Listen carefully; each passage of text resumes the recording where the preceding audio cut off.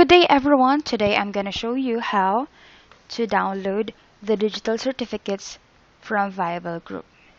Kung kayo ay naka-attend na sa kanilang Facebook Live or YouTube Live, like that. Kung nakapag-register kayo sa mga forms given by the Vibal group.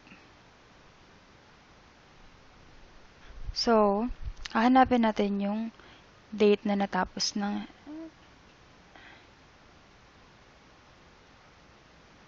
Okay.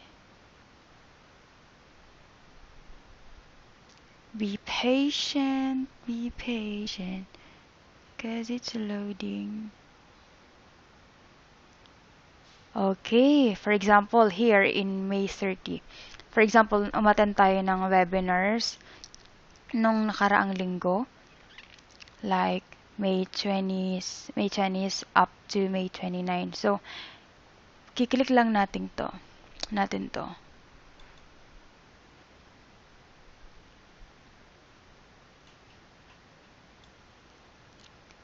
Then, yan, Vibal group, we learn together. Yan. Input lang natin yung then full name, then email address, then click generate. Then ito mag-appear usually.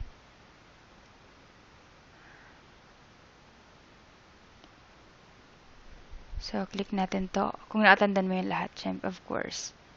Click download certificates. Sa akin kasi, na-download ko na. So, it's possible kung i-download ko ulit. Yan, like this one. Oh, meron ka ng digital certificates from Vibal group. Here it is. You see? Naging productive na yung time mo. Productive, then nagkaroon ka pa ng certificates.